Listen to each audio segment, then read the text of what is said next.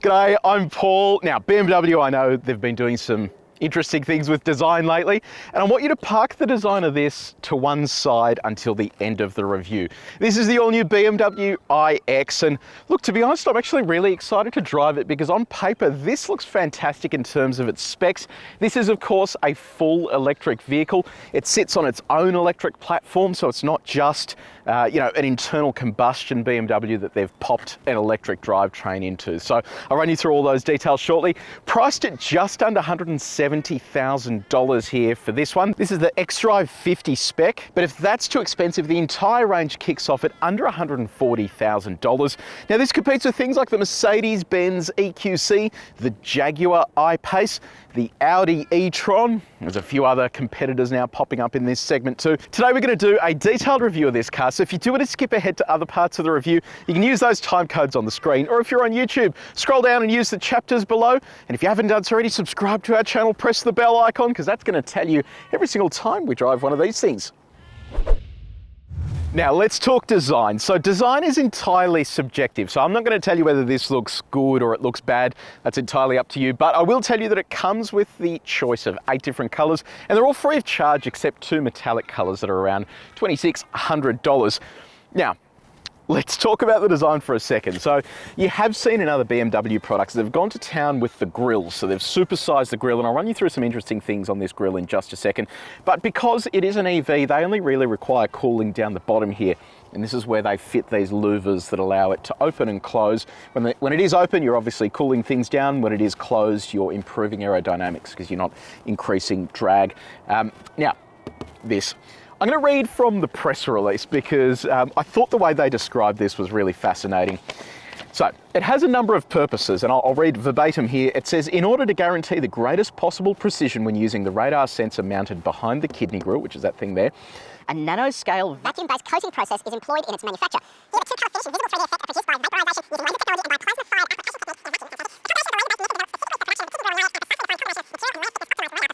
plasma-fired Now, the other interesting thing about this is that it's self-healing. So it's a bit like a human. If you cut yourself, it heals over, it scabs, and then you're back to normal. Well, with this, if you do get a scratch or imperfection on this surface, all you need to do is apply some heat to it, and within 24 hours, that will then close over that gash. So I just think this is so cool. They've taken what is traditionally a grille on an internal combustion car, but given it a brand new application here with what is literally space-age technology. So that's pretty cool there. And then you've got your parking sensors down the bottom, a camera here, and have a look at this. So the bonnet doesn't open. So it does open, but as the owner, you don't really open it. There's nothing under there. But if you do need to fill your washer fluid, you hit that, and this is where you fill it. So it all just pours into there, and then when you're done, you close it. So never seen that before, and I think that is a very interesting application. Over here, you've got a set of laser headlights, which are standard here on the 50i. Now, keep in mind, we've done a comparison between headlight technologies, including the BMW's laser headlights. So click up here to watch that. I thought the results were really fascinating. We'll whip around to the side.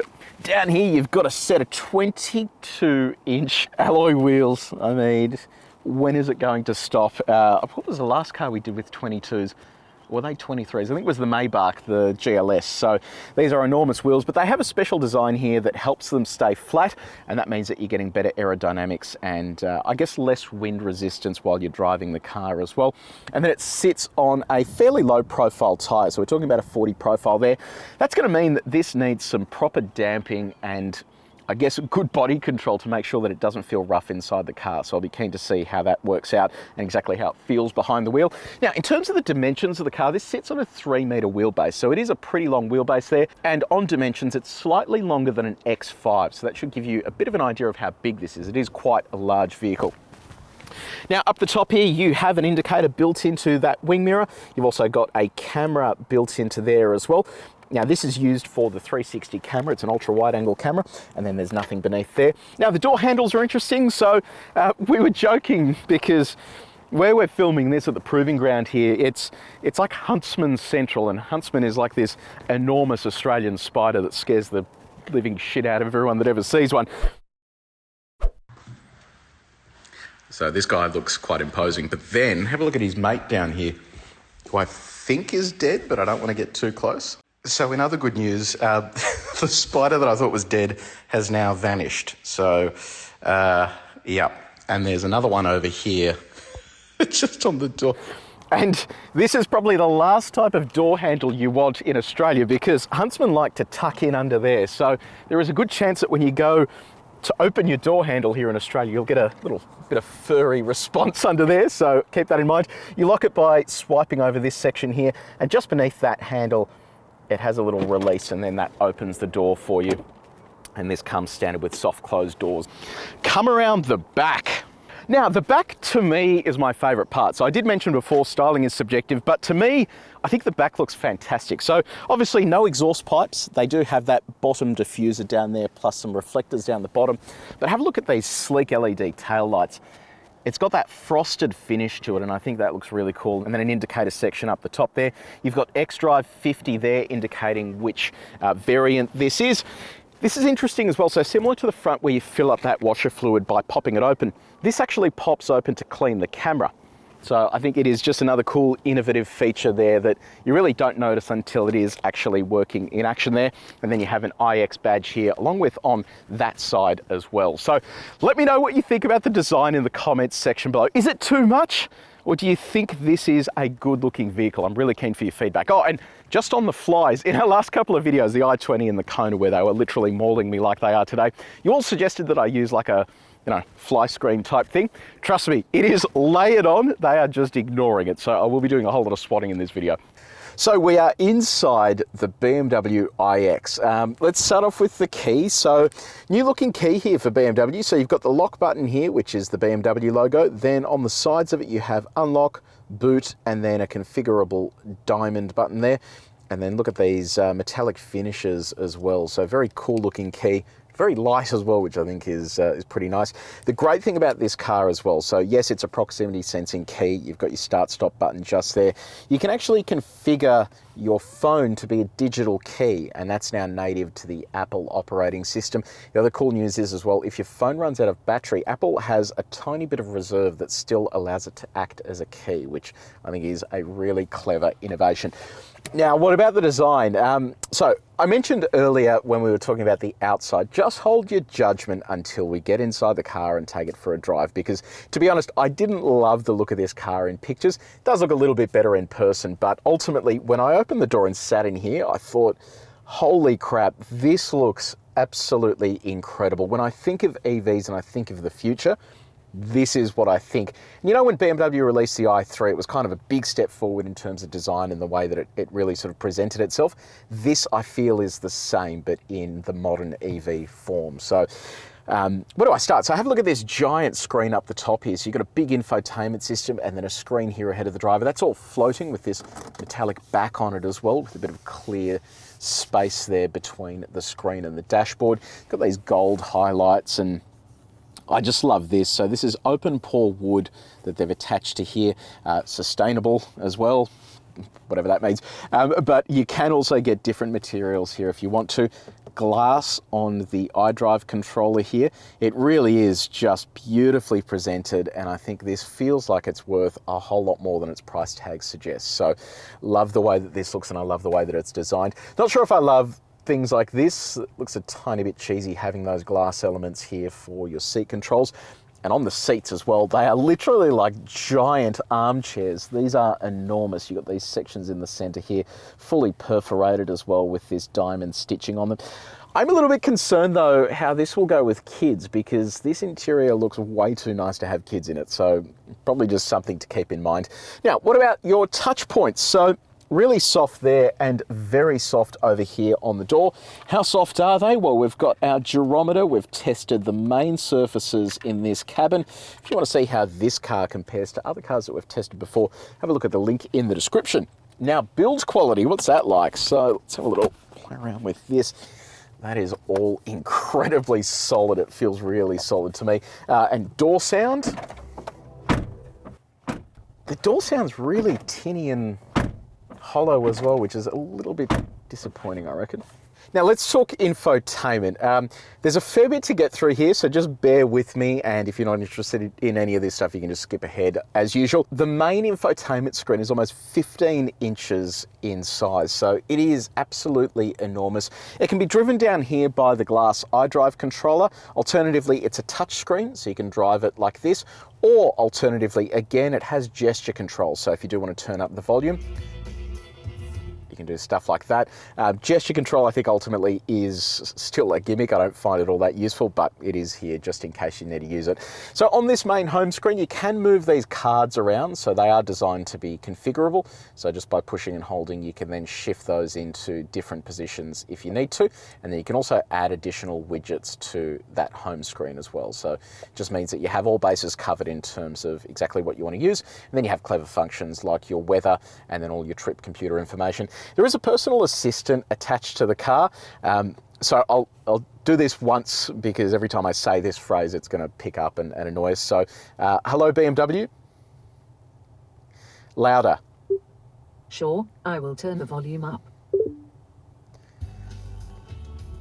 So you can hear there that it will then adjust the volume as required. So it is kind of your personal assistant. So you just talk to the car, it will do whatever you need it to do. It's pretty intelligent, and given this car has such a big breadth of over-the-air updates, it means that it will get smarter over time as well. So that's a pretty decent setup. In terms of telephone, you have both Apple CarPlay and Android Auto. Both of those are wireless. I'll show you that in just a second. On the radio front, you have AM, FM, DAB+, digital radio. Now, depending on which spec you choose, you can go all the way up to a 30-speaker Bowers & Wilkins Diamond surround sound setup. So it's pretty insane in terms of the speaker quality that you have there. You have inbuilt satellite navigation as well. Climate control, you may be wondering where are all the buttons and all that sort of stuff. Well, there is a climate menu down the bottom here that you can access from anywhere within the infotainment system. Then in addition to that, with I guess every BMW I can remember in the past sort of decade, you've had shortcut buttons down the bottom that you can assign to different functions within the car. That all now lives, the gesture controls picking up me moving my fingers, that all lives down the top here. So you just swipe down from the top and then you can assign those different functions to the vehicle and it will take care of that. And then in the menu here, you have the rest of the functions within the car. Let's have a quick look at your smartphone mirroring, and we'll start off with Apple CarPlay. Look at this, entire screen integration, and it is very sharp, very fast as well. So quite an impressive setup there. And this is what Android Auto looks like. So look at that. So again, full screen integration. That's nice and fast as well. And finally, they've put to use the left-hand side of the menu. So I quite like that setup there. So in addition to your smartphone mirroring, if you go over here to the menu, continuing the theme of button reduction, you actually control your interior lighting from this menu as well. So using this, you can actually set up what the interior lights are doing. I just think it's a better way to get rid of all the buttons. So assuming this all stays working fine, I think this is a good way to go. Now have a look at this. You have the ability to connect your phone to the BMW app. And the BMW app is quite intelligent in the way that it works. Once you're in there, you can see your vehicle, you can see the state of charge. That's all pretty straightforward stuff, but I love this. You actually have remote cameras. So when you're not near the car, what you're able to do is get it to take an image of outside the car so you can see everything that's around you. And then on top of that, you can take an interior photo as well. I've always wondered, when your car is sitting there, what's going on around it? And this is a really quick and easy way to do that. And then this, of course, comes with the rest of the features you'll find in most other apps that are car connected, which is satellite navigation, figuring out where your car is, sending destinations to the car, honking the horn, unlocking the car, all that kind of stuff. So really impressive setup from a technology standpoint. And OS 8, which is what this infotainment system is now, really pushes the game further in terms of connectivity and the way that it's presented. I think this is like above and beyond the best infotainment system on the market. They've done such a good job with it. Let me quickly run you through the screen ahead of the driver here and the head-up display as well. The screen measures a little over 12 inches in size, and it comes with a whole host of configurability options. So that's the standard view there. You can see we've got a warning about the door being open. But if I press the settings button, I can change the content in the center of the screen to display anything else I need to display. You can then slide over to the right to change layout, You can see there that the layout changes depending on what you want. And then finally, you can configure the head-up display to give you a number of different views. The head-up display itself is absolutely enormous. I don't think I've seen one this size in a car before. So it is good that you can really take control of what's visible over there as well. So yeah, love this setup. And like I said, I think this is really state-of-the-art stuff in a modern car today. Moving on to safety technology. So you have autonomous emergency braking with pedestrian and cyclist detection. You have a blind spot monitor built into the wing mirror. You have a lane departure warning and a lane keeping assistant. You also have radar cruise control with a self-steering function. I was playing around with this morning. It actually works pretty good.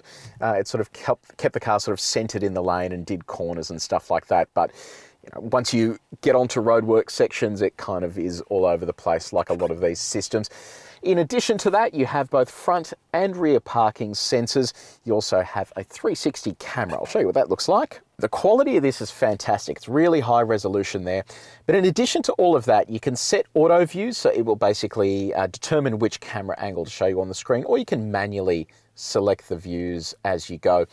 But the most fascinating thing here is the reverse assistant. So we actually shot a video demonstrating how this works. You can click up here to watch that, but it effectively remembers the last 50 meters of your journey, and then by pushing that button, it will start sending you back the exact same way that you came.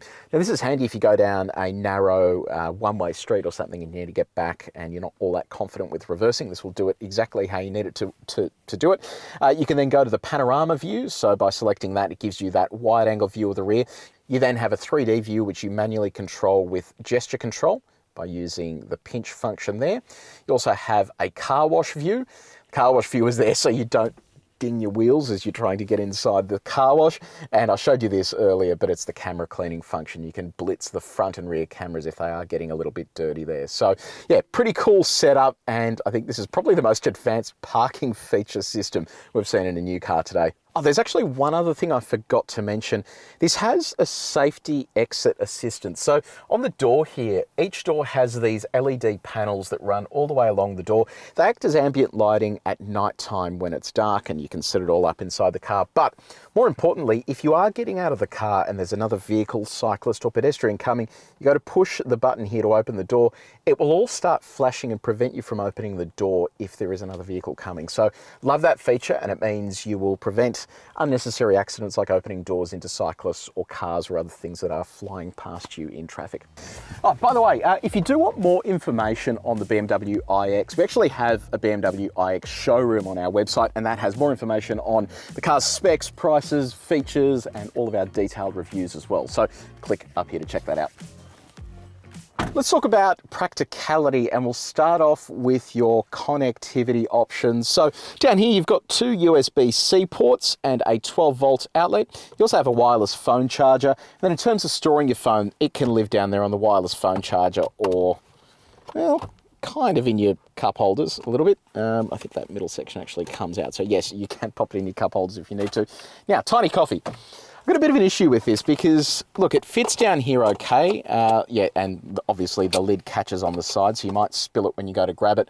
It's more an issue grabbing the coffee. While you're driving, you have to go all the way down here, awkwardly put your arm around this center console and lift the coffee up. It's really not a very good placement of cup holders for the purpose of hot drinks, so it is worth keeping in mind. And then in terms of our water, fits into there, and you've got your teeth holding it into place. Also fits inside the door. There's a fairly decent pocket there for water. Let's try a big bottle.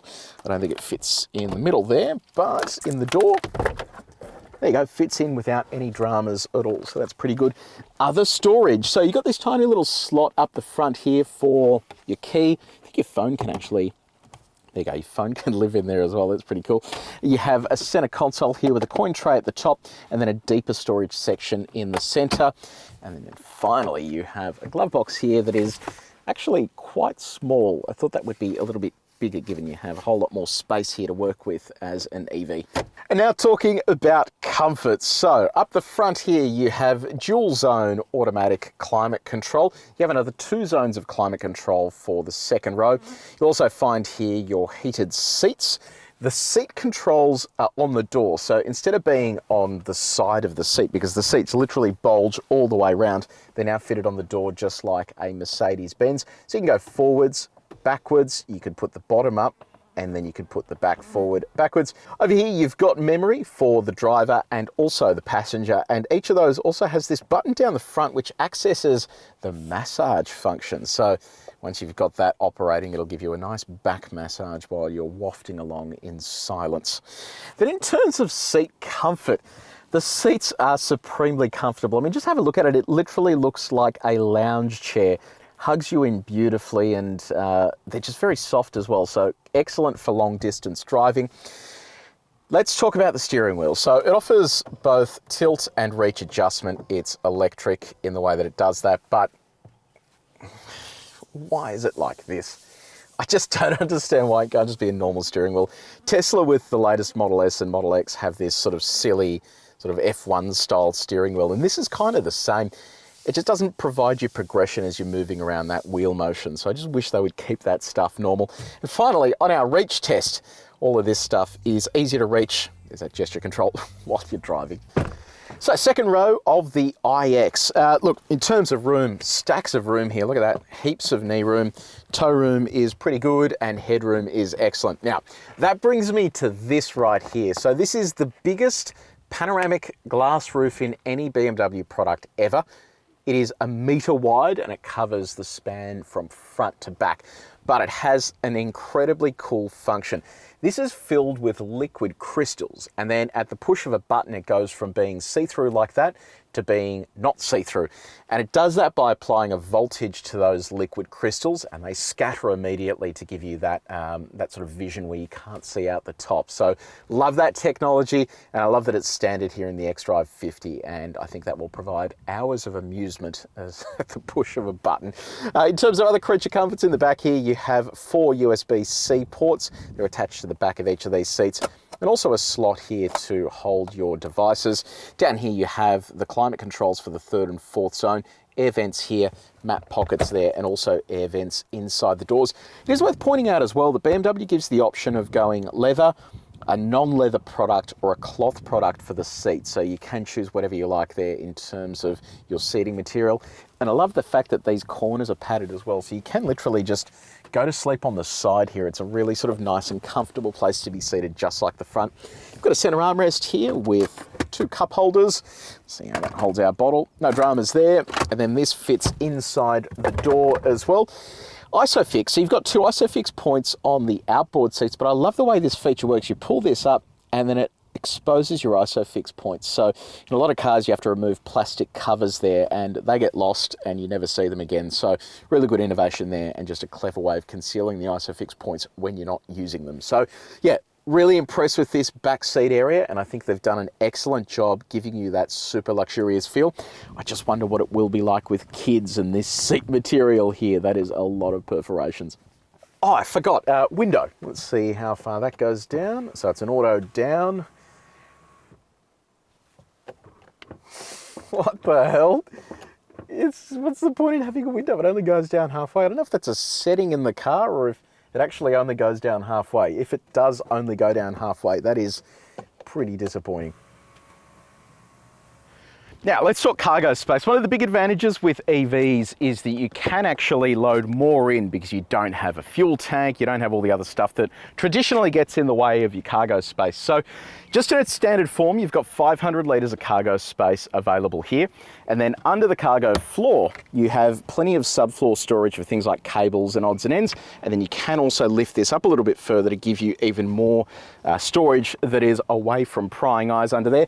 Down here, you'll also find a compressor to fill the tyres with the goo that you can put in there. Now, this is the interesting thing about the iX. It's built on an aluminium space frame, but it also has elements of carbon fibre. So this carbon fibre is used throughout the car to reduce weight, but also increase the amount of strength. And you can see it here open on display. You can also see it inside the doors as well. And I think this is a really cool thing, and it shows you how much effort BMW has put into this car. Yes, it is still heavy. It's around that 2.5 tonne mark, but it has 111 kilowatt hour battery. So it is actually pretty decent in terms of weight when it comes to all the features they've added to it. And then these lights are here just in case you do have your boot open and you've got people driving behind you, they can see exactly what's going on. Now, if you do need more space, you can drop that second row. I'll show you what it looks like with our bags in there first. So, laptop bag there and our big suitcase. goes in just there. So that gives you an idea of how much room there is. Look, I reckon the boot could be a little bit bigger. It is surprising how little it is when you look at the size of the car. So yeah, a little bit disappointing there in terms of boot space. But if you do need a little bit of extra room, you flick these switches here on the side, and that increases the boot space to around 1800 litres. And then on the side as well, you've also got hooks and a 12-volt outlet as well, just to store things. Now, let's talk EV charging before we go for a drive, and I'll run you through the key specs. So it has a 111 kilowatt hour battery. Around 105 kilowatt hours of that is actually usable. Then you have both AC and DC charging. That's all behind this giant port here that won't close if those flaps are open. So in terms of AC charging, you can charge it up to 11 kilowatts three-phase, so it has a three-phase onboard charger. And then on the DC front, you're able to charge at a peak of 195 kilowatts DC. So it is fast charging, not quite the fastest out there. And I would have thought, given this is their latest and greatest, surely you would keep up with something like literally an entry-level Tesla Model 3 that will do with V3 charging something like 250 kilowatts. So it is a little bit disappointing they haven't offered a faster charging option here when faster charging is well and truly available in the segment and on much cheaper cars. So I've hit the road in the iX. Now this is all-wheel drive. It means that it has two electric motors, one on the front axle, one on the rear axle, and they are, I guess, combined without any driveline, which is one of the big advantages of an EV. Now they produce combined in this xDrive 50 spec 385 kilowatts of power and 765 Newton meters of torque. So that is a fair chunk of power and torque.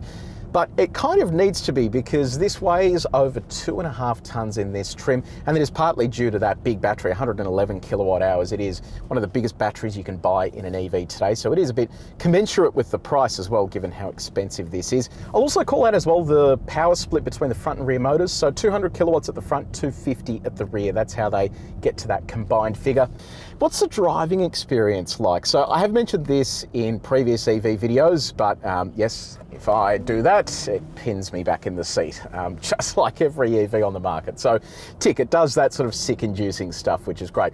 But what BMW has tried to do is make this more versatile as a daily driver. So down here on the screen, as I roll out of the throttle, it's got a little adaptive section. Right now, it's not slowing down at all. It is just coasting. And if I put my foot on the brake, it goes into that adaptive zone and starts using regen instead of the mechanical brakes to slow us down. The reason it's adaptive is because it's able to sense other vehicles around you. So if you are slowing down for a set of traffic lights and you have a vehicle in front of you, it will then go into regen at the same pace as the car in front. So you're only using regen when you need to. In most other cars on the market, when you do let off the throttle and it goes into regen, you have to then play with the throttle to reduce the amount of regen. In theory, great idea. In practice, doesn't really work that well, because if the car in front of you comes to a stop, this slows down to about sort of 10 kilometers an hour, but it doesn't actually stop. So the first time I tried this, I was like, holy shit, I got to stand on the brakes here, because it wasn't going to stop. It's going to hit the car in front. So I don't really love that. What I do like though is being able to flick the drive switch down one more and it goes into B mode. When it's in B mode, it acts just like any other EV. So as I roll out of the throttle, it goes into its full regen mode, and then it comes to I think a complete stop. Let's see. Yes, it comes to a complete stop. So this very much feels like a Tesla, for example, in the way that it will come to a complete stop and then hold until you take off again. So it is good that you're able to switch between those modes. One of the weird things I noticed as well is as you're steering the car, and it gets more pronounced in sport mode, because this has four-wheel steering, the rear wheels help you go around a corner. So as you put in more steering effort, it starts tucking you in, and it feels like you're about to oversteer. It's sort of that initial progression into oversteer that you normally get in a rear-wheel drive car. But in this sense, it's actually helping you track around that corner, and at low speeds, it reduces your turning circle as well. So without it, it's 12.8 meters. With it, it is closer to that 12 meter mark. So at low speeds, it is easy to park. And the steering is super light as well, so it's very easy to park in and around the city, especially with all of the driving aids that it comes with.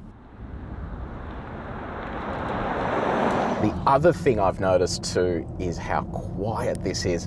It is incredible. We're doing like 100 k's an hour at the moment. There is barely a whisper inside the cabin.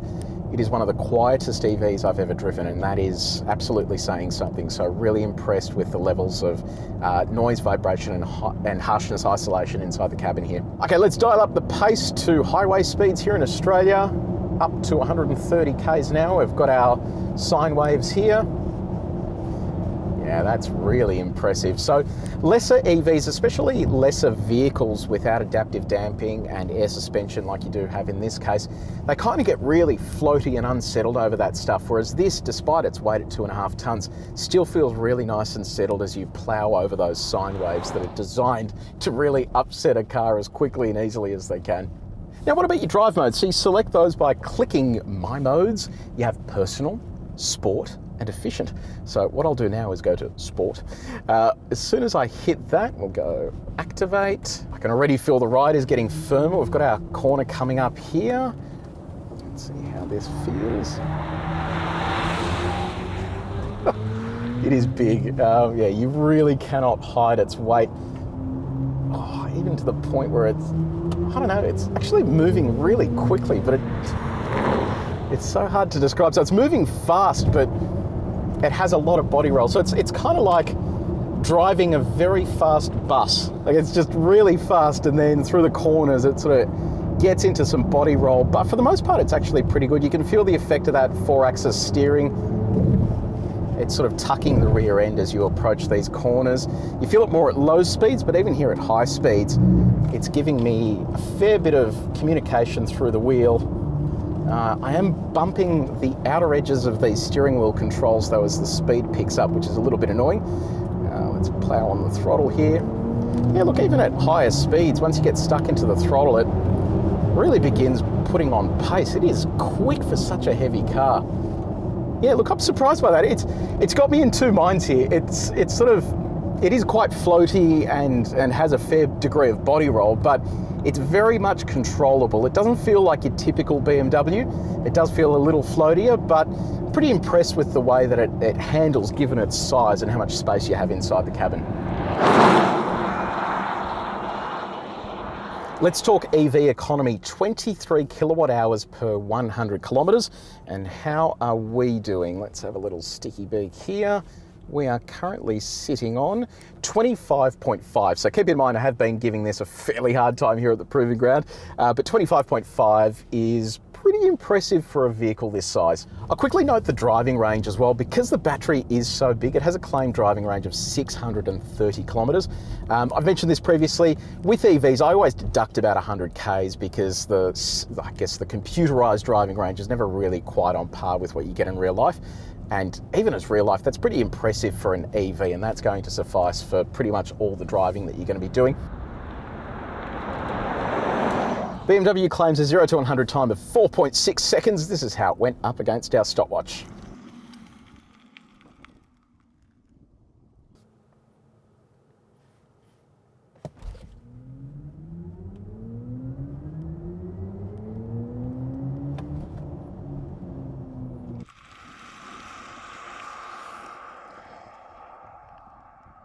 Now, in terms of visibility, so down the front there, it is excellent. This window is huge, so I have great visibility right through that. The wing mirrors, they're good, but could be a little bit bigger, I reckon. They feel really small, but they do have a blind spot monitor built into them, and rearward visibility is pretty good. The window is tall, but quite narrow, so you do miss a little bit of those edges, but for the most part, it's fine.